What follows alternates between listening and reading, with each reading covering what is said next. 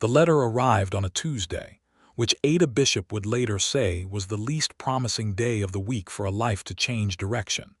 And yet there it was, sitting on the counter of her aunt's dry goods store in Cincinnati, Ohio, sealed with plain wax and smelling faintly of dust and open air.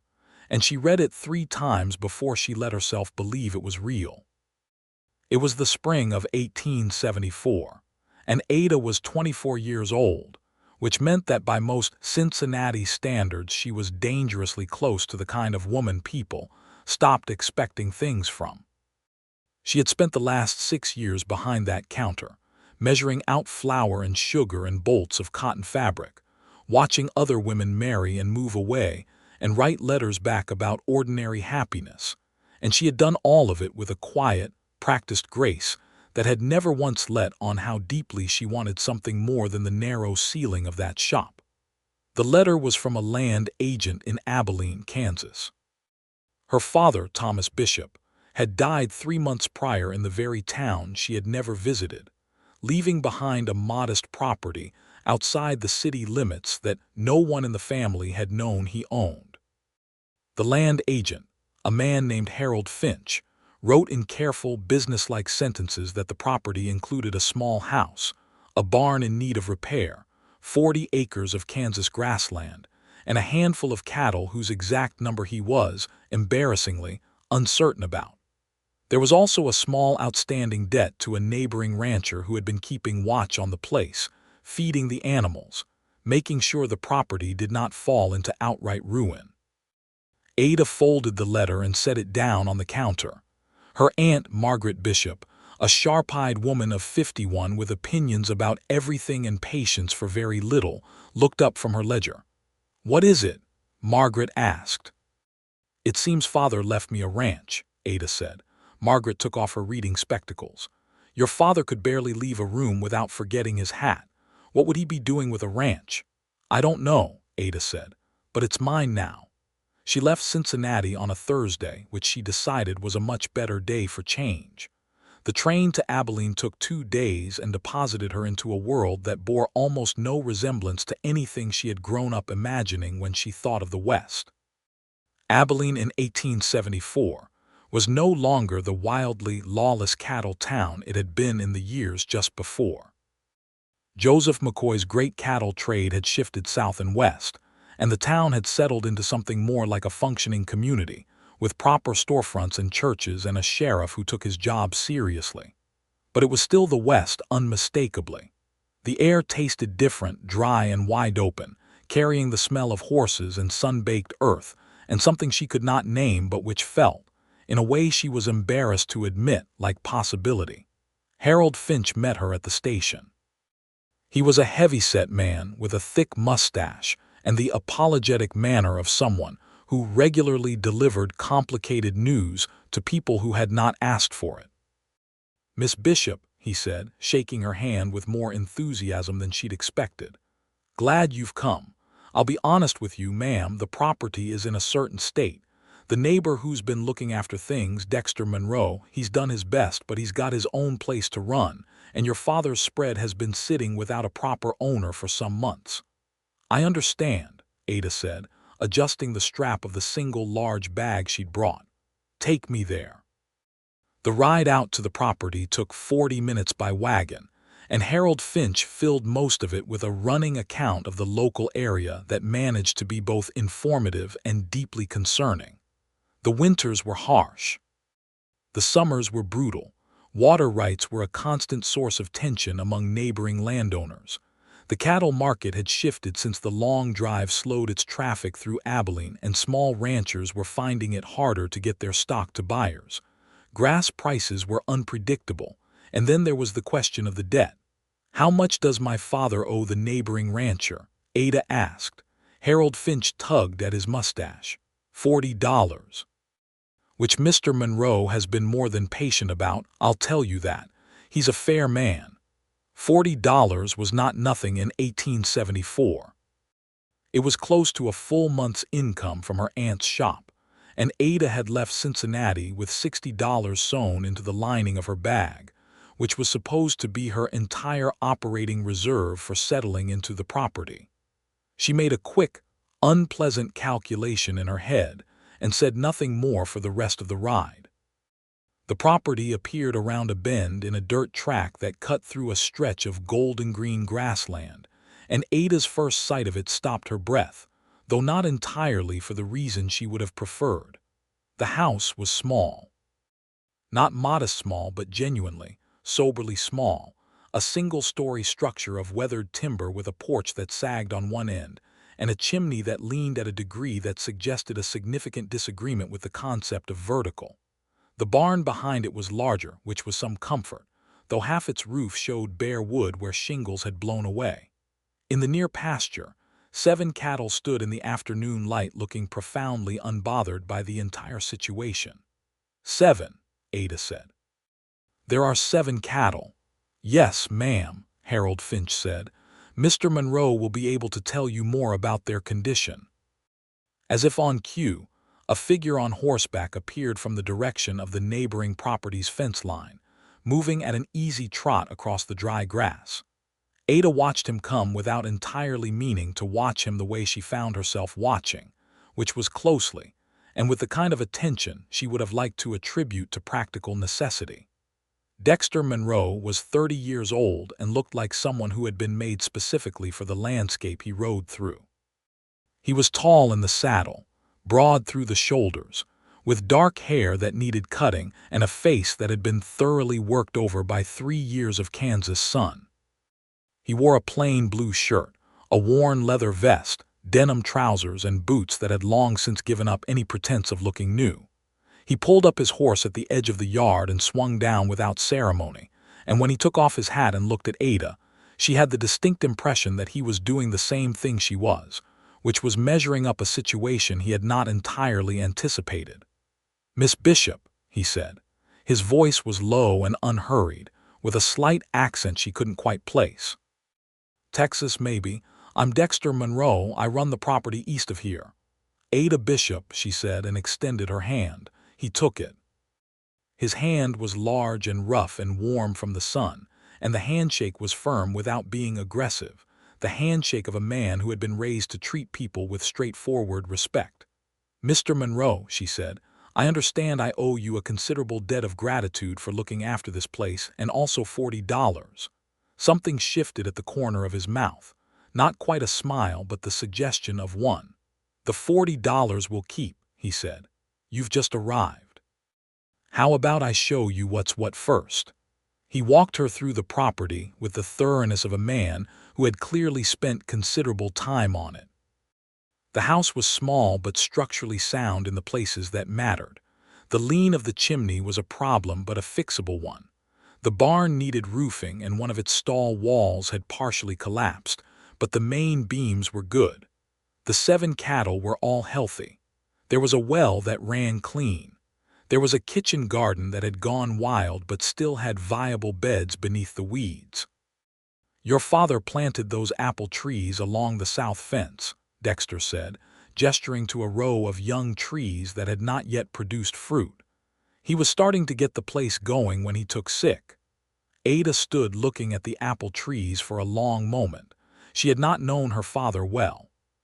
He had left her mother and Cincinnati both when Ada was 9 years old, part of a westward restlessness that Ada had grown up thinking of as selfishness, and that she now, standing in front of his unfinished orchard, was revising into something more complicated. "He planted them for a future he didn't get to see," she said, more to herself than to Dexter. "That's the thing about planting trees," Dexter said quietly. "You always do it for someone who isn't you yet." She looked at him then, genuinely looked at him, and he met her gaze steadily, without apology or self-consciousness, and she felt something shift inside her that she was not prepared to name yet. The first weeks were brutal in the way that honest, necessary work tends to be brutal when you have never done it before. Ada had grown up behind a shop counter and knew how to keep ledgers and manage inventory and navigate the complicated social arithmetic of small-town commerce. She did not know how to mend a roof, muck out a barn, patch a fence line, or convince 7 cattle to behave in any kind of organized fashion. She learned. She learned by doing and by failing and by occasionally sitting on the sagging porch steps at the end of the day with her hands bleeding and her back aching, and her mind running through everything that had gone wrong and everything she still needed to do. She learned because there was no alternative to learning, and because the alternative, going back to Cincinnati and admitting defeat, was something she had decided the very first morning that she was not going to entertain. Dexter came by every other day or so. Not every day, which she appreciated, because every day would have felt like supervision. But every other day, reliably, he would appear at the fence line or at the barn door, and without making a production of it, he would simply lend a hand with whatever needed doing. He helped her rehang the barn door that had come off its hinge. He brought her an extra coil of barbed wire and helped her walk the fence line along the north pasture. He showed her how to check the cattle for signs of disease and how to read the sky for the particular kind of cloud that meant the weather was about to turn nasty. He did all of this without being asked, and without ever making her feel as though she were receiving charity, which she had already privately decided she would not accept. He seemed to understand somehow that the help had to come sideways, offered as a natural thing between neighbors, so that she could receive it without it costing her the dignity she was clearly holding onto with both hands. One evening toward the end of her third week, she was on the roof of the barn attempting to lay new shingles in the last good light of the afternoon when she heard his horse in the yard below. She did not climb down. She had 17 shingles left and enough light for maybe 12 of them, and she was not about to lose ground because of a social nicety. "You planning to do the whole roof tonight?" he called up. "As much as I can," she called back. There was a pause. Then she heard him tie his horse, and a minute later she heard him on the ladder, and then he was up on the roof beside her, taking half the pile of shingles without asking and starting on the far end. They worked in silence for 20 minutes, moving toward each other from their respective ends, and when the section between them was filled and the light was going amber pink over the prairie, they sat for a moment on the ridge of the barn and looked out at the open land. "Can I ask you something?" Ada said. "You can ask," he said. "Why do you come? You have your own property to run. You have your own work. Why do you keep coming over here?" He looked at her for a moment, and in the warm last light his face was open in a way it was not always open. "I came at first because Harold Finch asked me to keep an eye on your father's place," he said. "And then I came because your father was a decent man who deserved to have his work respected even after he was gone." He paused. "And then I kept coming because it seemed to me you were the kind of person who deserved to succeed at this, and I didn't want to watch a good thing fail just because it needed a little more help than one person could give it." Ada looked at him for a long time. The prairie stretched out behind him, vast and golden and indifferent, and he sat against it with the ease of a man who had made his peace with large spaces. "That's a generous answer," she said.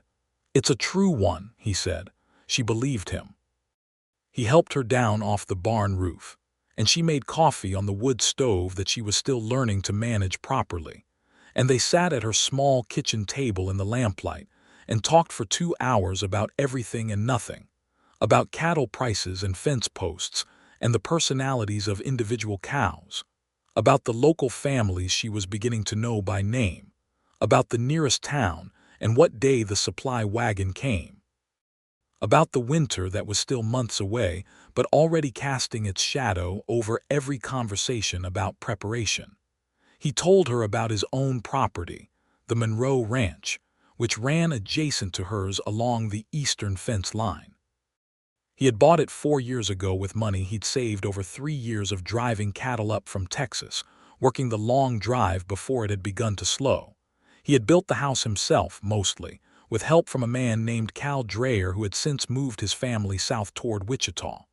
The Monroe Ranch ran about 90 acres, which was not large but was enough, he said, for what he was doing with it. "Which is?" she asked. "Trying to build something that lasts," he said. He said it simply, without decoration, the way a person says a thing they have thought about seriously for a long time, Ada looked down at her coffee cup. "I want the same thing," she said, "for this place. My father started it and didn't get to finish it, and I want to finish it for him, but I also want to finish it for me. Because it turns out I have been waiting a very long time to want something this much." Dexter looked at her across the table, and this time the almost smile became an actual one, and it changed his face entirely, turned it from serious and weathered into something warm and a little startling. "I think you're going to do it," he said. "The ranch is small," she said, because she had been sitting with this fear for days and it suddenly needed to come out. 40 acres, 7 cattle, a house that's barely standing and an orchard that hasn't produced a single apple yet. I've read about what the bigger spreads are doing, and mine looks like someone's notion of a joke by comparison." He was quiet for a moment. Then he said, "Miss Bishop, do you know what this land looked like 4 years ago when I first laid eyes on it? Nothing, grass and sky. I had $90, a horse, a saddle, and a very optimistic opinion of myself." He leaned forward slightly, his forearms on the table. "Small is a starting point, it's not a ceiling." She looked at him. Something warm and resolute moved through her. "Then we will grow it together," she said quietly. "This land, I mean, this whole stretch of it, your 90 acres and my 40. Not combined necessarily, but as neighbors who help each other, who share resources and knowledge and labor where it makes sense. Together." The word hung in the lamplight between them. Dexter did not look away. "Together," he said, and the way he said it was not merely practical. Summer arrived with the force and heat of a declaration, and Ada threw herself into it with everything she had. She hired a hand, a young man of 19 named Pete Garza, whose family had been working Kansas farmland since before Ada was born, and Pete turned out to be one of the most reliable people she had ever encountered, showing up every morning before dawn and working with a cheerful, tireless competence that made the whole property feel more possible. With Pete's help, she repaired the house properly. They rebuilt the chimney, replaced the sagging porch boards, reglazed 2 windows that had cracked over the winter. They turned the wild kitchen garden back into a productive one, and Ada found, to her great surprise, that she had an instinct for growing things that she had never had the opportunity to discover behind a shop counter. She and Dexter had settled into something that did not quite have a name yet, but was becoming increasingly difficult to ignore. He came by several times a week now, and she found herself listening for the sound of his horse in the yard, with an alertness that she was perfectly aware was not merely about fence-line practicalities. They fell into the habit of a shared evening meal twice a week, alternating between her kitchen and his, and these meals had become something she held onto through the harder parts of each day as a kind of reward for having survived them. His kitchen was surprisingly well organized, which she had not expected. He kept a clean house, modest in everything but the bookshelves along the main wall, which were full in a way that surprised her, and which told her a great deal about the kind of man she was spending her evenings with. "You read a great deal," she said one evening, running her finger along the spines. "Winters are long out here," he said, from where he was stirring something at the stove. "Hemans, Tennyson, Scott." She pulled out a battered copy of a novel she recognized. "George Eliot." "Good books," he said simply. She turned to look at him, this sun-worn cattleman standing at his stove with a wooden spoon, and she thought that he was the most unexpected thing she had encountered in Kansas, which was saying something given that Kansas itself had been unexpected. "You are not what I thought a Kansas rancher would be," she said. He looked over his shoulder at her. "And what did you think a Kansas rancher would be?" "Less complicated," she said honestly. He turned back to the stove, but she saw his shoulders move with what she was fairly certain was a suppressed laugh. "I'll try to be simpler," he said. "Probably won't work, though." By August, Ada's cattle count had grown to 12. She had bought 5 more with careful, calculated expense, sourcing them from a stockman in Abilene who she had begun doing regular business with and who gave her a fair price, she suspected, partly because he was impressed by her negotiating skills, and partly because Dexter Monroe had quietly vouched for her reliability. She did not tell Dexter she knew about the vouch. She filed it away in the growing collection of evidence she was building about who he was. The apple trees were showing their first cautious fruit, hard and green still but present. Pete Garza had begun teaching her to rope, which she was terrible at but approaching with the same stubborn methodology she applied to everything. She had repaid Dexter the $40 in full in July, handing it to him across the fence line on a hot afternoon, and he had taken it without making a thing of it, which she had liked.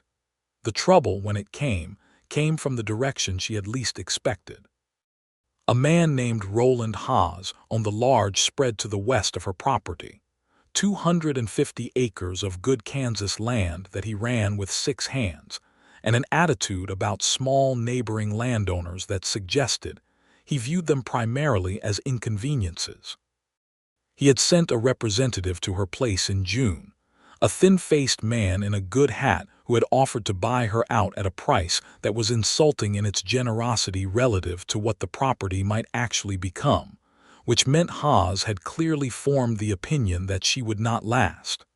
She had declined politely and thought little more of it. But by the end of August she noticed that the water flow from the creek that ran along the northern edge of her property had dropped significantly. It was not enough to be catastrophic, not yet, but it was enough to worry about, because her cattle needed that water, and the kitchen garden was already showing strain from the dry summer heat. She rode the creek line north and found, where the water crossed through a corner of Roland Haas's property before reaching hers, that someone had dug a diversion channel.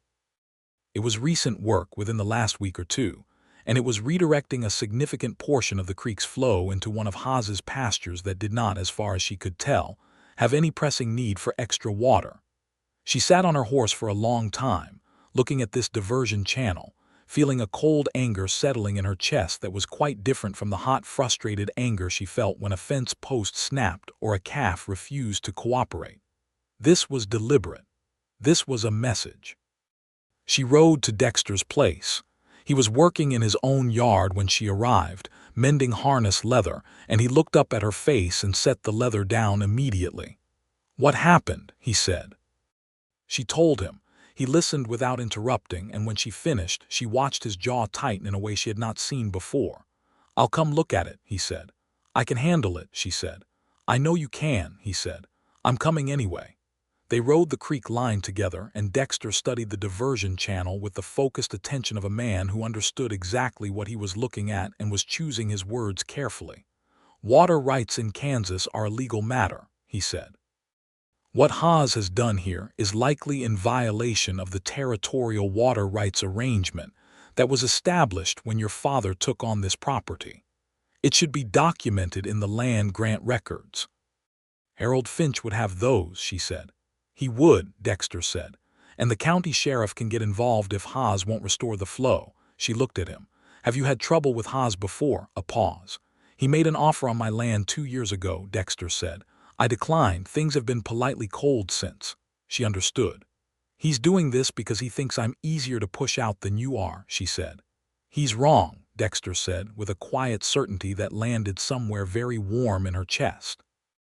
The next morning Ada was in Harold Finch's office in Abilene by 8 o'clock. She came with a clear head and her father's land grant documents, which she had found in a biscuit tin under the floorboard of the house's main room, the first week she'd arrived. Harold Finch confirmed that the creek water rights were explicitly established in her father's original land grant, and that Roland Haas had no legal standing to divert that flow. She went from Harold Finch's office to the sheriff's office, where a methodical man named Jim Colton listened to her, reviewed the documents, and said he would ride out to speak with Haas that afternoon. She thanked him and went back to the land agent's office to wait. Dexter had ridden into town behind her, she discovered when she came out of Finch's office the first time. He was standing outside with his horse, not doing anything in particular, just present, and she felt a rush of something that she was no longer willing to misidentify. "You didn't have to come," she said. "I had business in town," he said. She looked at him steadily. "Did you?" "Supply order," he said with complete composure. She let it go, but she was smiling when she turned away. Sheriff Colton rode out to the Haas spread that afternoon, and by the following morning the diversion channel had been filled in, and the creek was running at its normal level through Ada's northern pasture. Roland Haas sent no apology and no communication of any kind, and Ada did not expect one. But the message had been received and answered, and that was what mattered. She told Dexter when he came by that evening. "Good," he said, and the word carried more satisfaction than it appeared to. "Do you think he'll try again?" she asked. Dexter was quiet for a moment, leaning against her porch railing, looking out across her pasture in the blue evening light. "Men like Haas try something else when the first thing doesn't work," he said. "But he's also a practical man, which means when the practical calculation changes, so does his behavior. If your place keeps growing, the calculation changes." "Then we make it keep growing," she said. He looked at her with that expression she had begun to look for, the one that was not quite a smile but contained everything a smile contains. "That's exactly what we do," he said. September came, and with it the first real sweetness of the apple trees, a small, miraculous crop that Ada picked with Pete's help and sold at the Saturday market in Abilene for a sum that was modest but entirely real. She sent Pete with the best of them in a covered basket to a widow named Clara Marsh, who ran the town's small boarding house, and who had been kind to Ada in her first bewildered weeks, taking her to supper and explaining the complex social geography of the community with warm, intelligent patience. Clara Marsh was 58 and had been in Kansas since before statehood, arriving with her husband from Missouri in the 1850s, a time that Ada had read about in newspapers and history pamphlets, but which Clara talked about with the directness of someone describing last Tuesday. She had survived drought and prairie fire and the particular loneliness of the frontier, had raised 4 children to adulthood on this land, and had buried her husband 7 years back with a grief she carried still, though lightly, like a piece of luggage you have learned to hold without letting it bend your spine. "How are you getting on with your neighbor?" Clara asked, one Sunday morning, when Ada had stopped in for coffee before the church service that Ada attended more for the community than the theology. "Mr. Monroe," Ada said with the carefully casual inflection that did not fool Clara Marsh for a single second. "Is there another neighbor?" Clara said with great innocence. Ada looked into her coffee cup. "He's been very helpful," she said. "I can imagine," Clara said. "He's a good man, Ada, a serious man which some people mistake for coldness, but he's not cold. He's just the kind of man who means what he says and doesn't say what he doesn't mean, and there aren't as many of those as there should be." Ada was quiet for a moment. "He told me once that small is a starting point and not a ceiling." Clara smiled. "Yes, that sounds like him." Ada rode home from town that day, feeling something that had been building all summer reaching a kind of critical weight, something she was going to have to either acknowledge or very deliberately push aside. And she had come too far and worked too hard to spend her energy pushing things aside that deserved facing. That afternoon Dexter came by to help her, and Pete moved the cattle to the better grass in the south pasture before the fall, and when Pete had taken the horses in and gone home for the day, Ada and Dexter stood at the south pasture fence watching the cattle settle into the new grass in the long amber light. "Can I tell you something?" she said. "You can tell me anything," he said.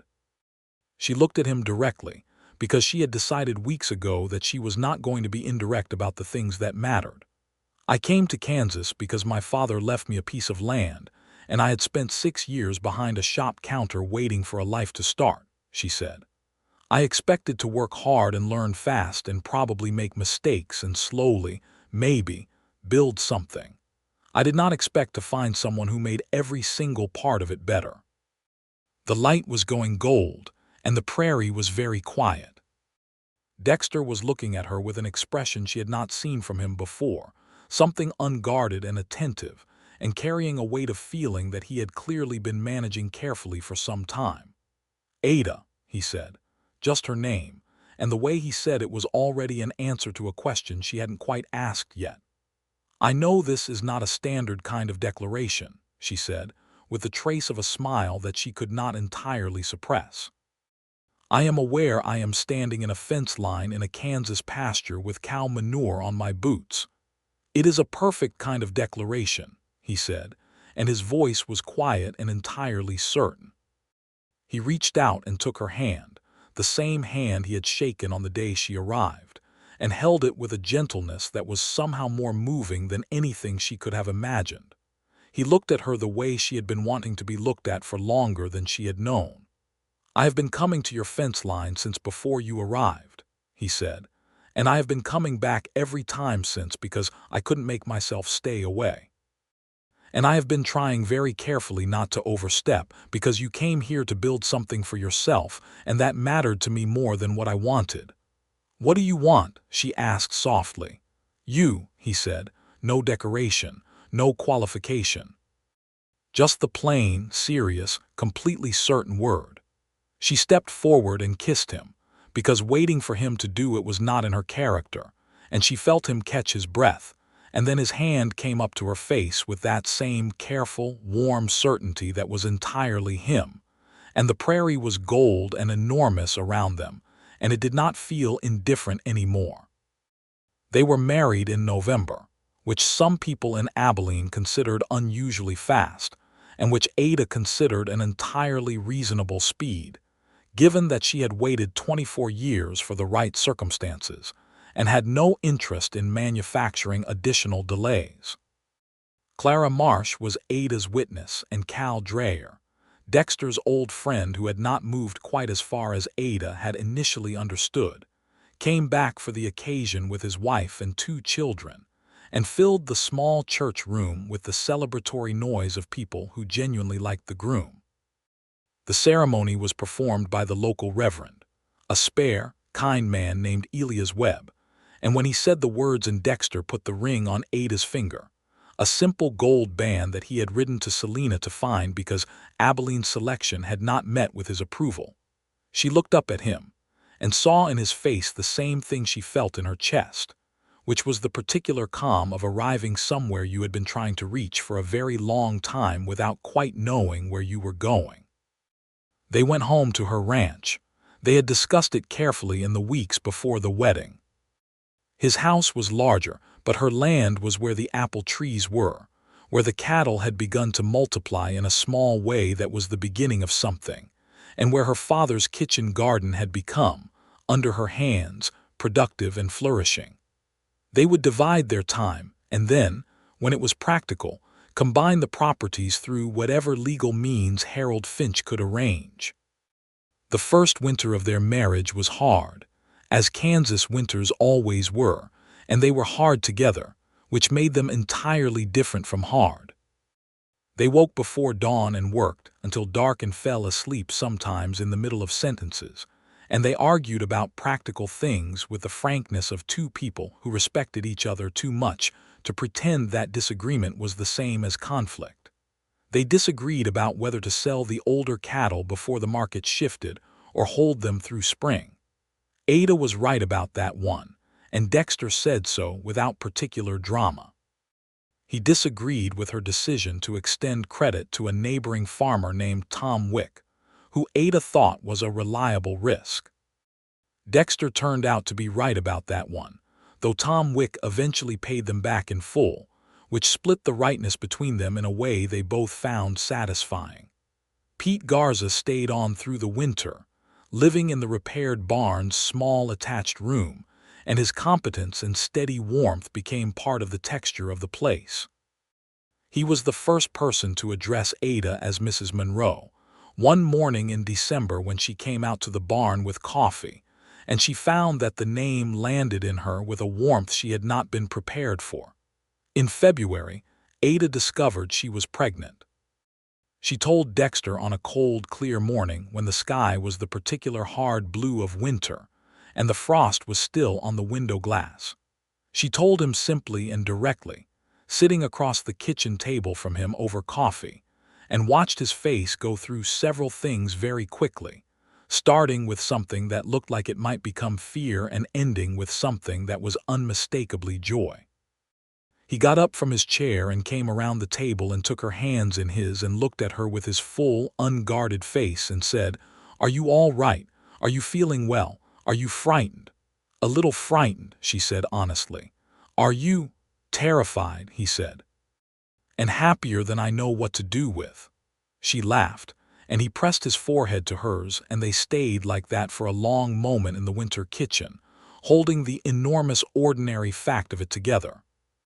She rode to Clara Marsh's that afternoon because she needed to talk to a woman who had navigated this country and this life on her own terms and had come through it with her intelligence and spirit intact. And Clara made tea and listened, and then held Ada's hands across the table and said, "You are going to be magnificent at this. You are going to be magnificent at all of it." The spring of 1875 was the best one yet on the Bishop Monroe spread, which was what they had taken to calling the combined operation even before the legal paperwork was finalized. The cattle count on Ada's original property had grown to 22.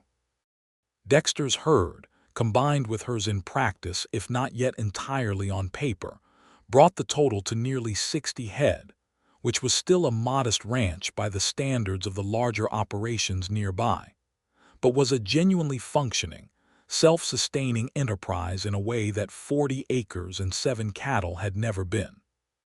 They had hired a second hand, a man named George Whitfield who was 43 years old and had been ranching in various capacities since the late 1850s, and who brought an expertise with cattle medicine that transformed the health of the entire herd.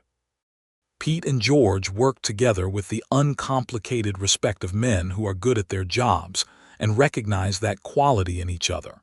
And the ranch hummed with a kind of purposeful energy that Ada felt every morning when she walked out onto the repaired porch and looked at the land her father had started, and that she and Dexter were making real.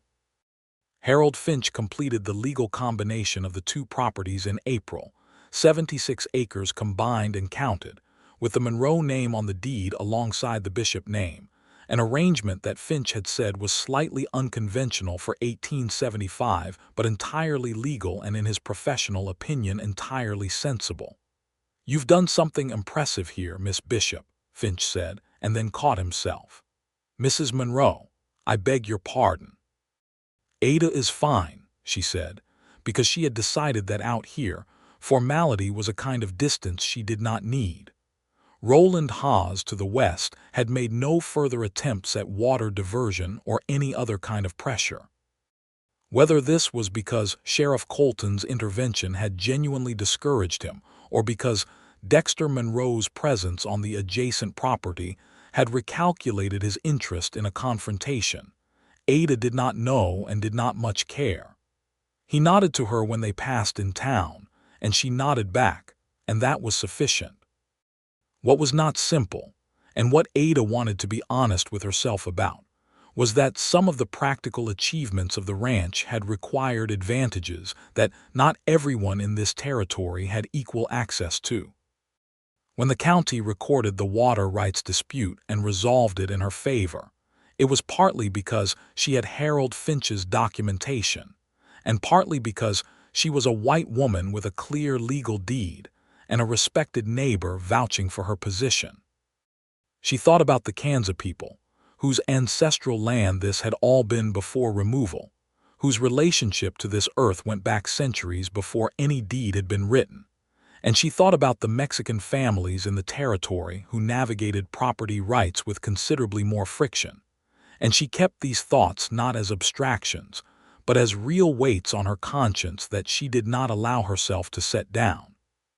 She said something of this to Dexter one evening, sitting on the porch in the early summer warmth. He was quiet for a moment. "I think about it too," he said.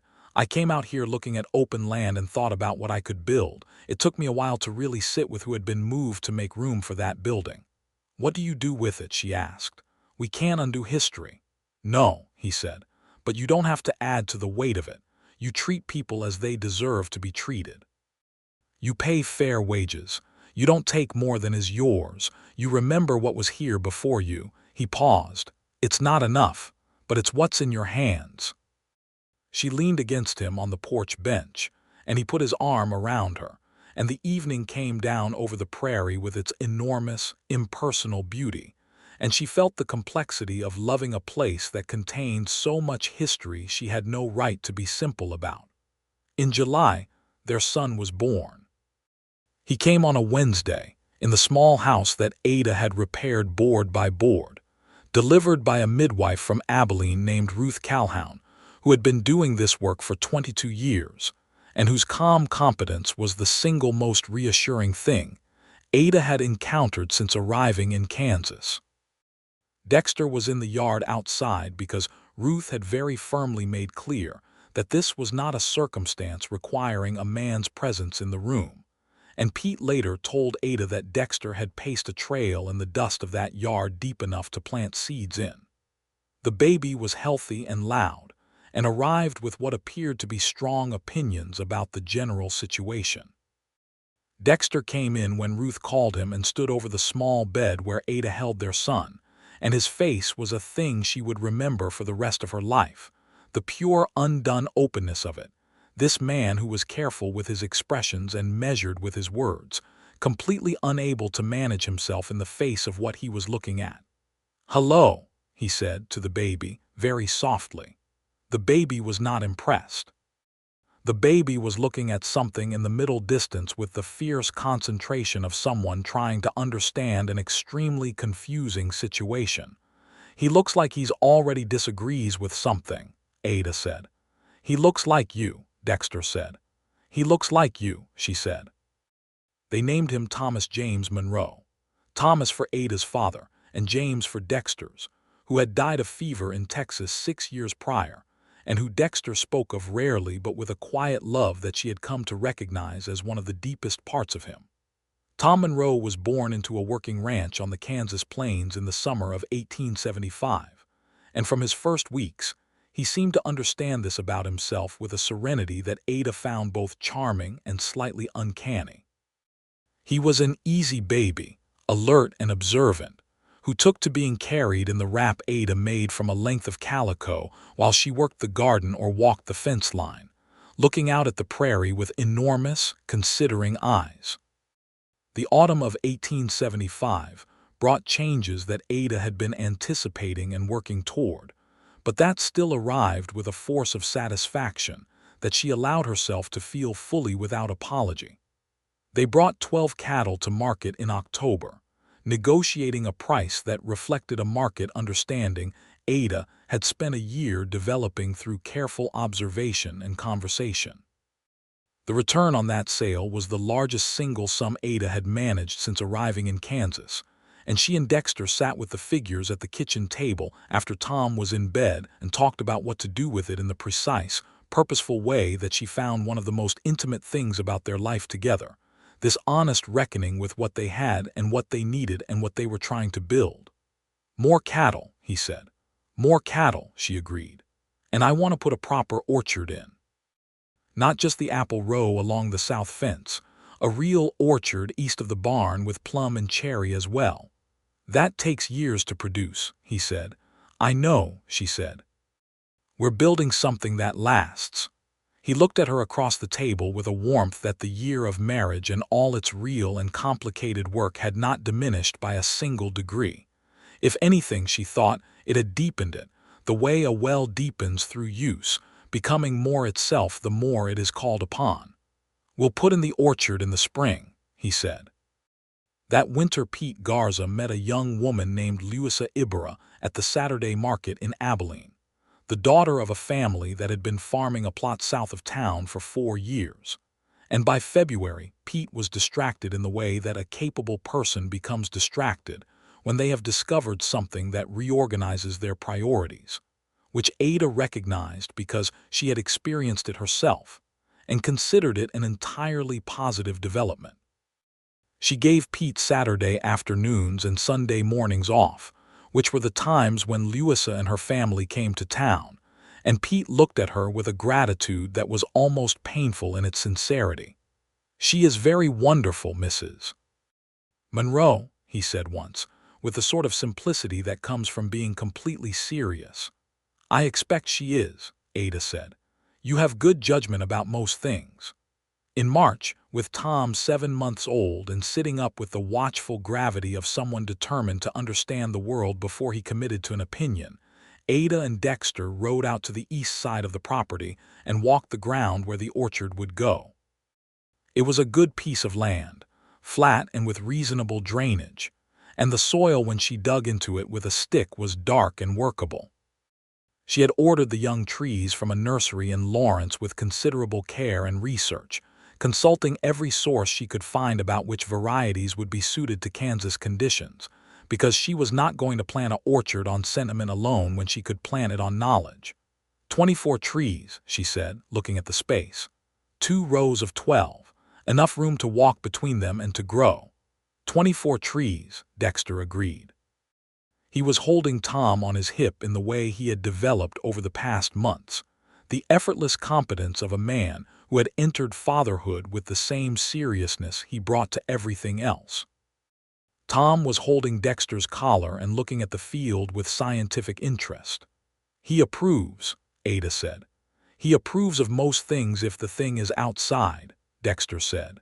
She walked the field one more time, feeling the ground under her boots, and she thought about her father planting the apple trees along the south fence, planting them for a future he did not get to see.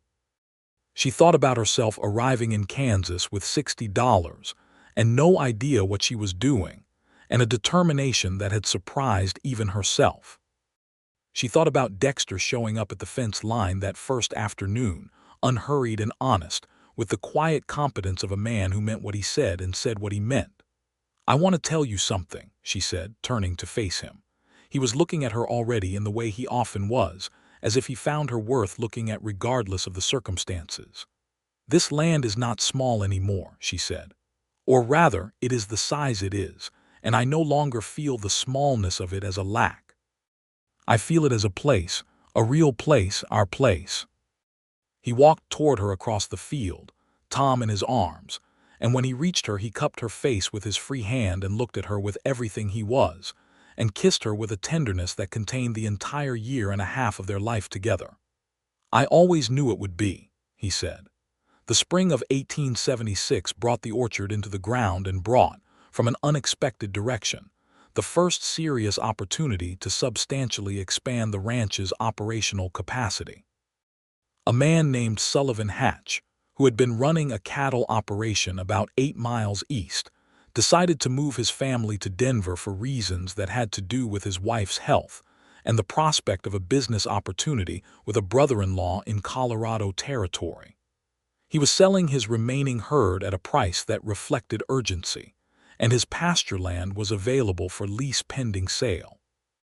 Dexter heard about it through the network of practical conversation that constituted local ranching intelligence, which is to say 2 men talking at the feed supply store on a Tuesday morning. He rode home and told Ada at the kitchen table that afternoon. She listened without interrupting. She asked 3 questions. What was Hatch asking for the cattle? What were the terms of the pasture lease? And what was the condition of Hatch's fence line? Dexter answered all 3. She was quiet for a moment, doing calculations in her head that he had learned to give her room for. "If we take 15 of his cattle at that price and lease his eastern pasture through the end of summer, we can graze our expanded herd without pressure on our own land," she said.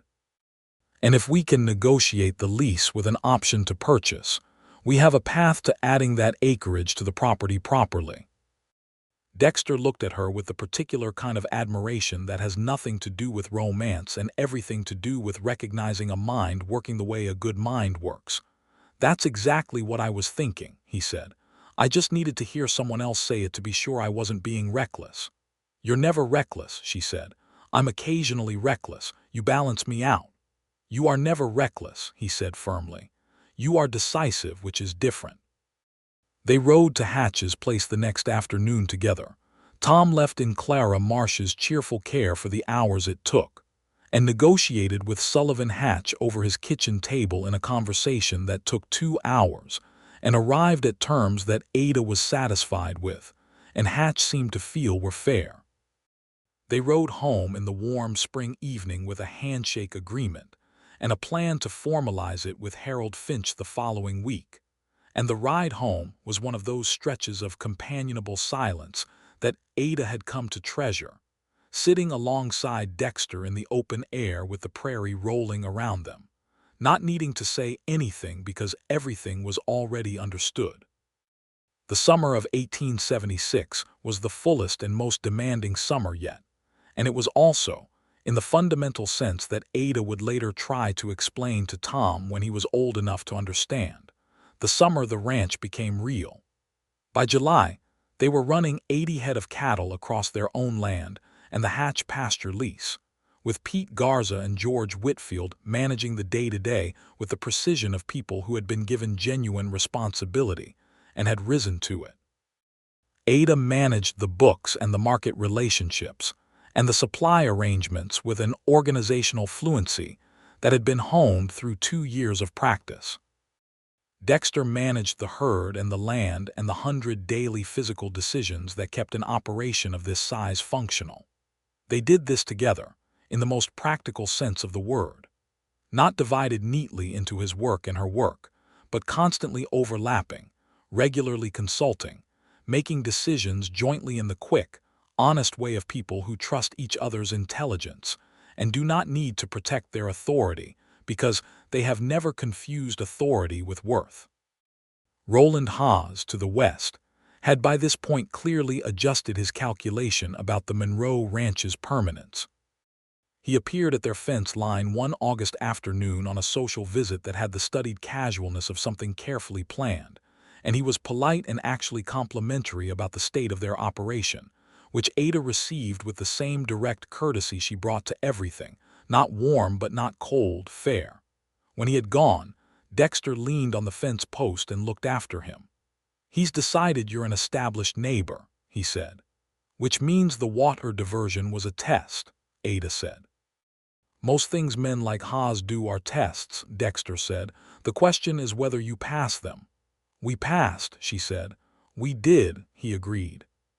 Pete Garza married Luisa Ibarra in September of 1876, in a ceremony at the Ibarra family's place, that Ada and Dexter attended with Tom toddling between them with the alarming confidence of a 14-month-old who had recently discovered independent locomotion and found it deeply satisfying. Pete and Luisa were married by a Catholic priest who had ridden out from Abilene, and the celebration afterward had the quality of something real and joyful, full of food and music, and the particular happiness of a family that has been doing difficult things for a long time and recognizes a good day when it arrives.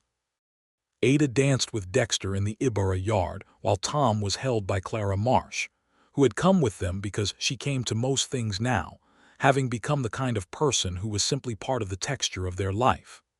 Dexter was not a graceful dancer, which was one of the few things he was not proficient at, but he was an honest one, leading with steady attention and not caring at all that he was not elegant about it. And Ada found this, like most things about him, exactly right. "I love this life," she said against his shoulder. He pressed his cheek to her hair. "I know," he said. "I do too." The autumn of 1876 brought the fruit of the original apple trees in its largest quantity yet, a real harvest now, and the young orchard's first trees, 2 years in the ground, were beginning to put on the kind of growth that suggested they were establishing themselves properly. Ada sold the apple harvest through a new arrangement with a grocer in Abilene who took the whole lot at a price that made the orchard a genuine contributor to the ranch's economy rather than a sentimental project. She stood looking at the trees one October afternoon, in the particular gold light of a Kansas autumn, and thought that her father had planted these and never seen them produce, and she had come here knowing nothing and had watched them come into their fullness. And there was something in that which was not sad but was complicated in the way that real things are complicated.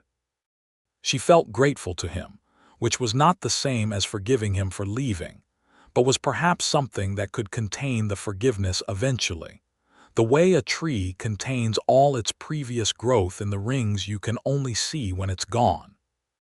Dexter came up behind her and stood beside her without speaking, because he knew when she was in a thought that deserved its space.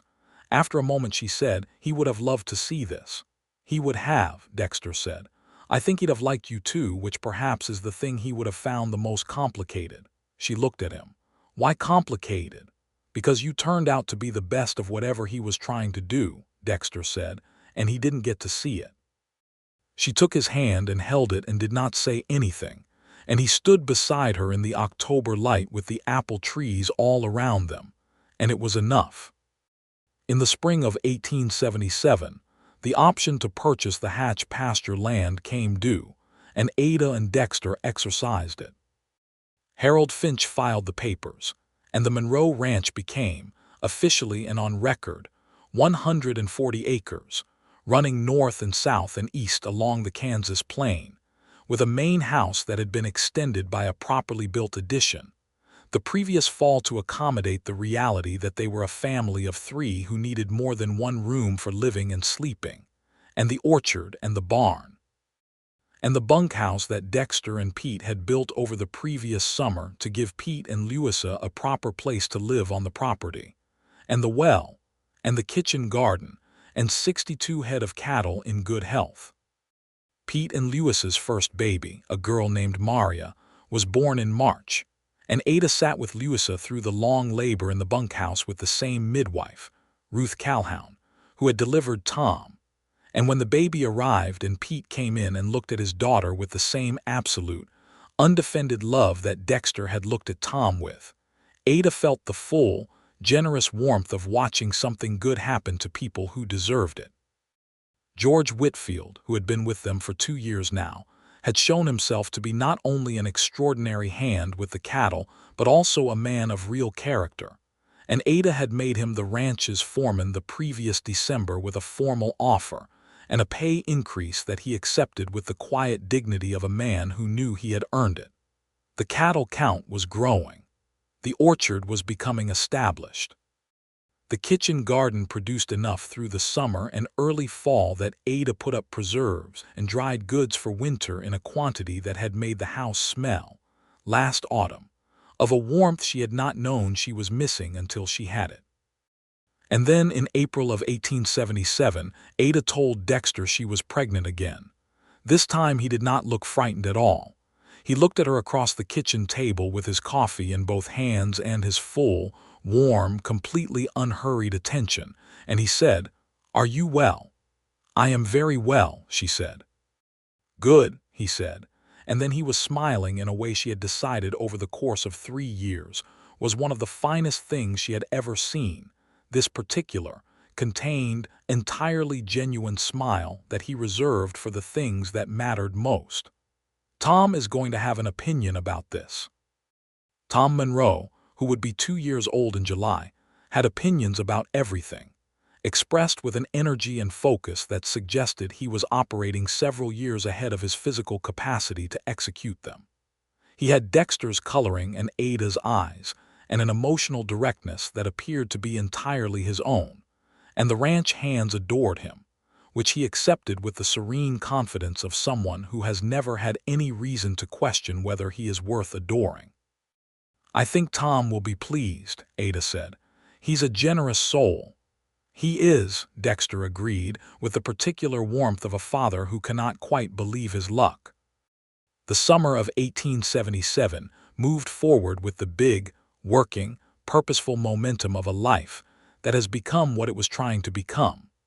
The orchard, now 3 years into its establishment, began producing plum blossoms for the first time alongside the apple trees, and Ada stood among the flowering trees in May and felt a joy so physical it was almost like a different kind of weather, moving through her from the ground up.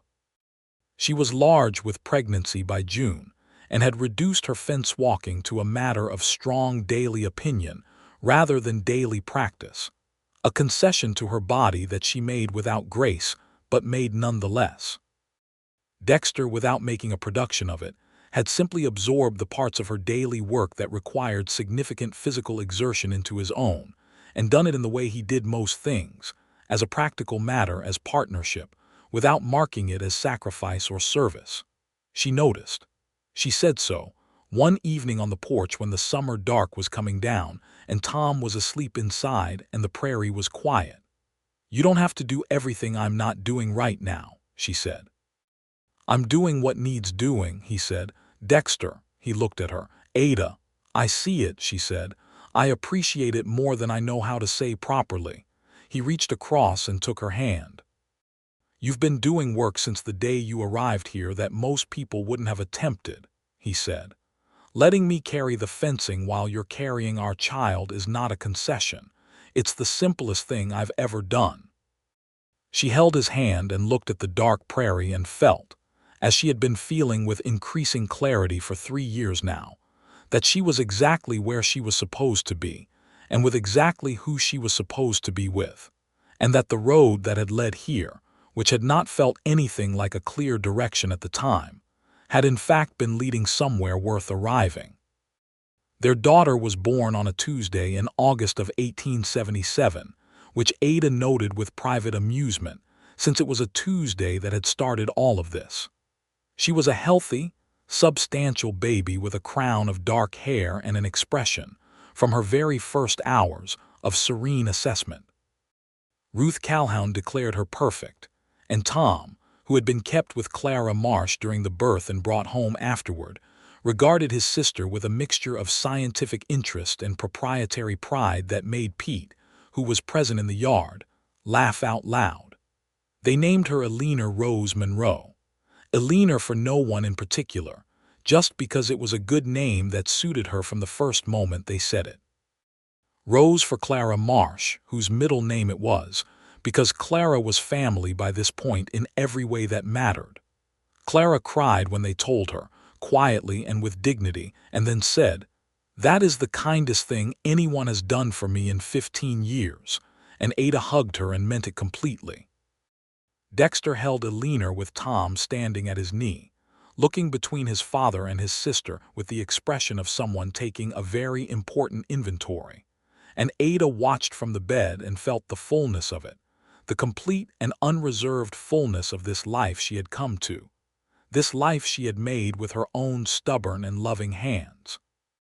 The years that followed moved with the particular quality of good years, full and real, and marked by the accumulation of small and large things that build a life into itself. The ranch grew. By 1880, they were running 120 head of cattle across 160 acres, the addition of another 20 acres to the south having come through a straightforward purchase from a family relocating east. George Whitfield was the foreman of an operation that now required 4 ranch hands in addition to Pete, and Pete had become Dexter's right hand in a way that was as much friendship as it was employment. The orchard had come fully into its production by its 5th year, and Ada's arrangement with the Abilene grocer had expanded to a second buyer in Salina, and the orchard had become, in its modest way, one of the most consistent revenue contributors on the property. She had been right about the plum and cherry trees. She had been right about a great many things, and she had been wrong about a few, and the accounting of both was part of what made the work real.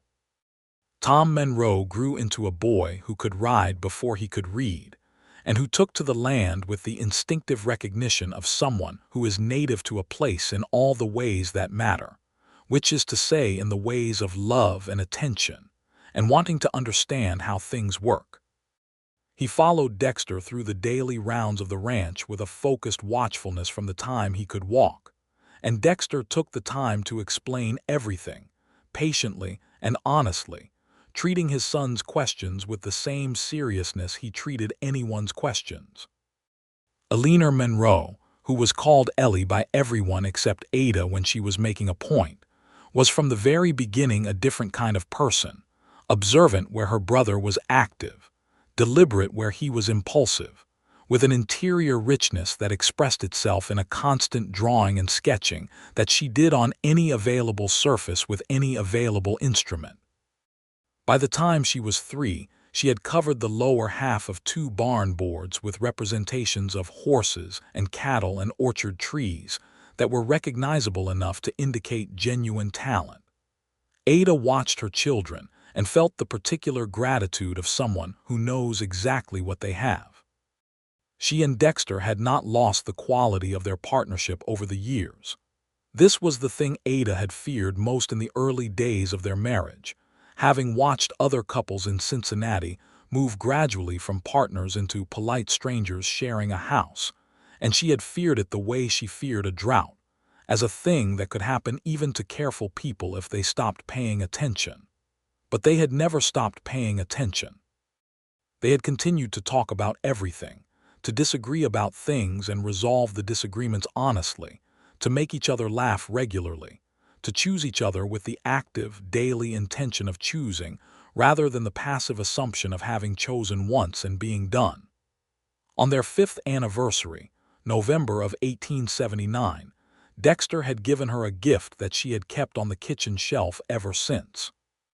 It was a small wooden case, made by his own hands over several winter evenings, inside which was a collection of pressed wildflowers from across the property, each one labeled in his careful handwriting with the date he had found it and the location, a year's worth of small, ordinary beauties that he had been collecting without telling her.